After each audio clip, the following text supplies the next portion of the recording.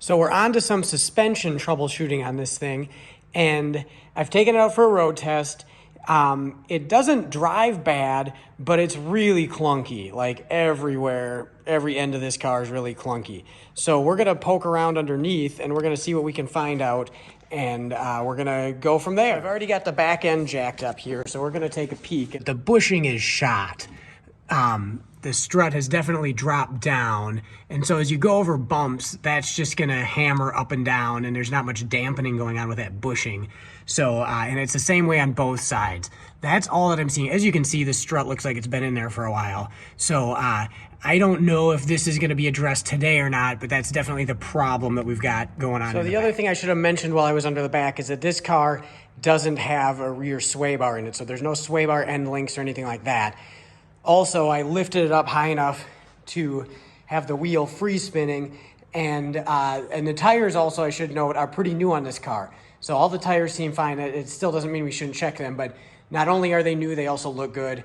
And in the back here, there's nothing else going on. There's nothing loose or anything like that. So it's pretty much been narrowed down to just be those bushings in the bottom of the strut. So I've got the front lifted up. We're continuing to figure out what's going on here, and this is a little bit staged because I've already figured out what's going on, but it wasn't hard.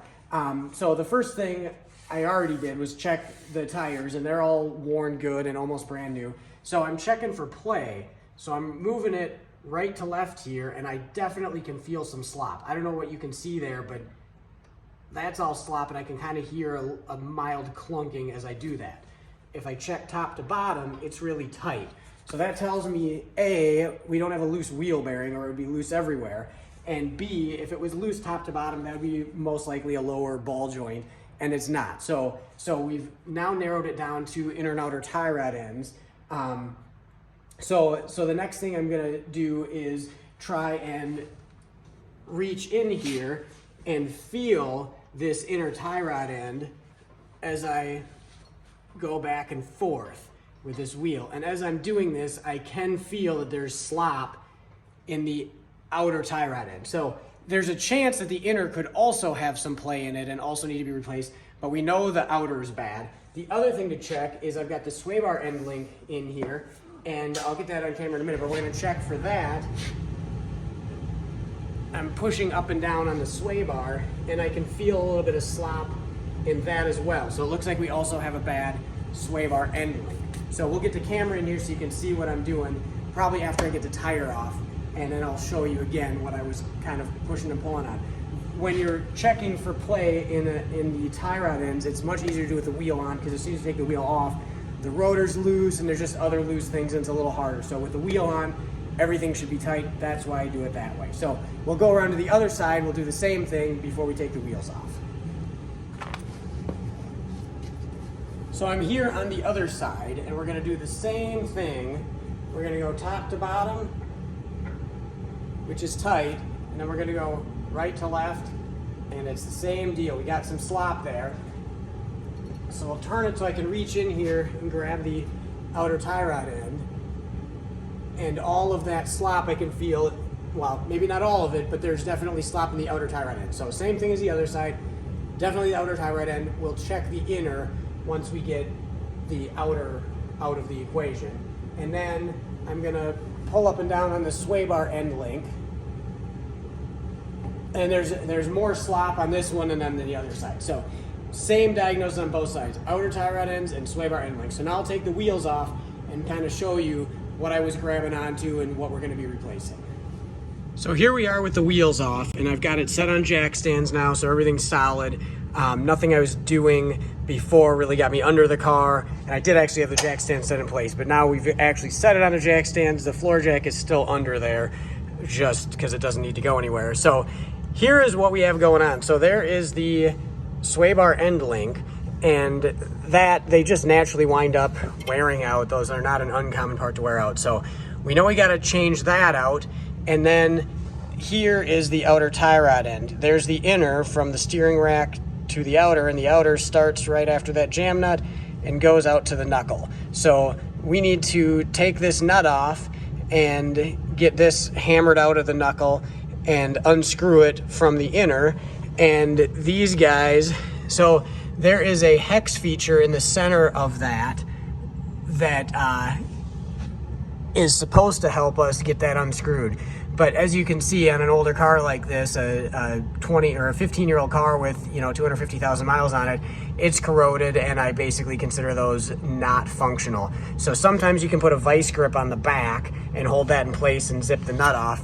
And a lot of times I wind up cutting them off. So we'll see how this one goes. But what I was doing was pulling up and down on the end of the sway bar, which I'm not gonna really be able to capture on camera here, but maybe I am a little bit. If you can see that slop, there's definitely slop there. So that top and bottom, this one might be really tough to catch, but I do have slop top and bottom on this one. So it's definitely a shot sway bar end link.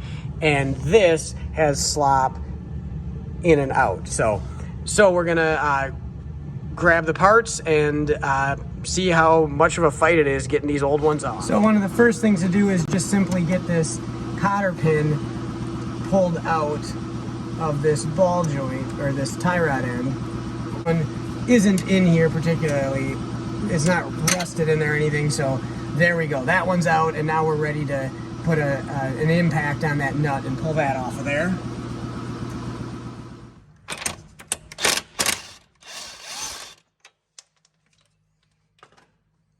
Now, before I hit this with a hammer, you can do two things. You can hit the knuckle with a hammer, and that can help. But in this case, since this is getting replaced, we can hit this stud pretty hard, and we don't really need to worry about damaging it or anything like that. So I'll just swing a sledgehammer at that to knock that loose. But before I do that, I'm going to try and break it free from the inner tie rod end, because that can be a pain, and it's easier when this is locked in place out here rather than everything being free spinning. So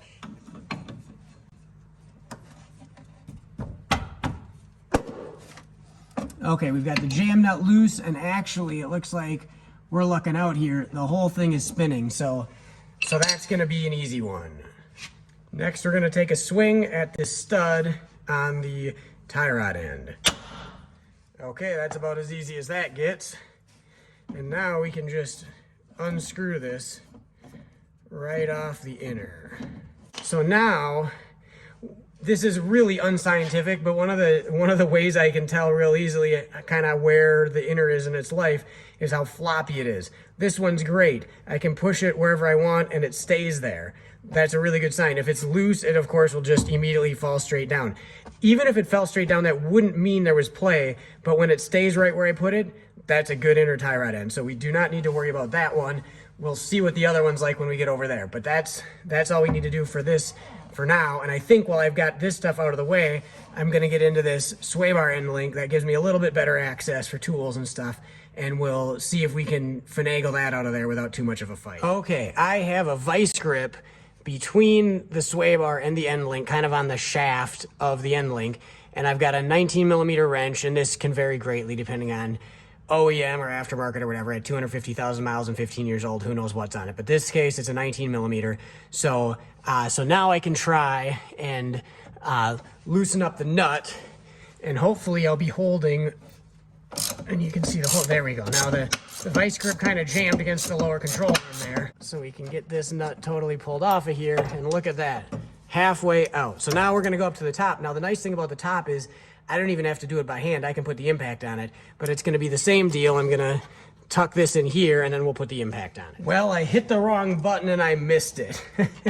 But it went easy. I put the vice grip on the back and I put the impact on the front, and it just came right out. So you didn't miss much, thankfully. So now we're ready to throw the new one in here. So we'll load that in the top and the bottom, and we'll start the nuts. And this does have a usable hex feature since it is not corroded. So I'm gonna grab an Allen, and we'll put that on the inside to hold that in place while we tighten down the nut. So I'm gonna show you a cheat here. So we've got our ratchet on here, and actually it looks like I could tighten it down a little bit. But we're gonna put our Allen key in there, and we're gonna put an impact right in that. And I've got the ratchet in the right position. Well, there we go. Now we're spinning the whole thing. So I've put the impact in reverse, and I just backed it out, and it actually appeared to be almost tight right there, so it didn't even really matter. Now I can tighten this down. It looks like we were still spinning this a little bit, so we'll put a ratchet in it. Last little bit, and we're good to go on that. So we're gonna go down on the bottom, and on the bottom we're gonna have to, there we go. On the bottom we're gonna have to do it manually. We're not gonna be able to put the ratchet in there, or the impact in there, but we're gonna do the same thing on the bottom, put the Allen in it, and then tighten it down with the wrench. So we've got the sway bar end link fully tightened down there, so now we're on to the tie rod end. So everything here is moving pretty freely. It looks like it probably was greased up not that long ago, so I'm not worried about greasing this up, but if it wasn't that way, now would be the time to grease things up and make sure they're functioning right. We're gonna tighten this down until we run it. I didn't move that jam nut much at all, specifically so that we're gonna try and keep this thing as close in alignment as possible. This will need an alignment after you mess with any of these steering components, or like a strut where these bolts go, it changes camber. So this is one of the things it does. This does not mess with the alignment, the sway bar end link. Outer tie rod end does. So we're gonna try and line that up. And then we're gonna run that bolt down. So at this point, I am gonna tighten down the jam nut.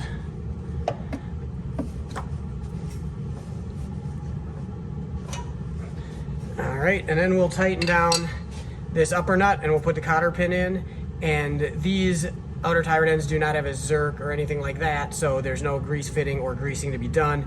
Just tighten this down, put the cotter pin in. Gonna put the wheel back on this side, and now we're gonna move over to the other side and do the same thing. There's what it looks like, tighten down with the cotter pin in. So another component to check out when you're in here is the rearward bushing, and it's hard for me to get this lit and on camera, but this one looks okay. It doesn't look new, but what happens is the rubber will separate from the metal sleeve, and there are a couple slots that are open so you can see what looks like maybe separating, and it's not. That's normal, but that's something to check also, because that can definitely cause clunking. Back over on this side, I didn't capture it all on camera because it's the same as the other side, but we got the same thing going on. We've got a really nice inner tie rod end that just stays right where you put it, and our bushing, our rearward vertical bushing, also looks good. There again, it maybe looks a little bad on camera, but in reality, it's good. We've got our sway bar end link out, and obviously we've got our outer tie rod end out. So now I'm just gonna put it together with the new stuff, and then we'll be ready to road test this thing. Okay, we've got the sway bar end link in, we've got the outer tie rod end in, we've got the jam nut tightened down, the cotter pin in, so we're ready to throw the wheel on. Of course, it's also worth mentioning, now that we've got it all together, it's worth checking and making sure that you got everything that was loose. And so in this case, we had no play top to bottom to begin with, still don't. Right to left, nice and tight. And then both sides, same deal. So we got everything now. The play top to bottom, left to right, none of that will show up if you've got a bad sway bar end link. So that was unrelated to checking the wheel itself. That you need to pull the sway bar up and down. But the outer tie rod ends definitely addressed the right to left play. And we definitely had some loose outer tie rod ends. So we're looking good in the front end, so we're gonna take it out for a spin and verify that. I'm not gonna do that on camera because it's sort of redundant. I'll be back doing more stuff on another video if there's more stuff to be done. But yeah, road test will confirm we're good to go. And we're gonna deal with the struts in the back at a later date. We're gonna get those on order and we'll do those another time. But the front end should be nice and quiet now on this thing.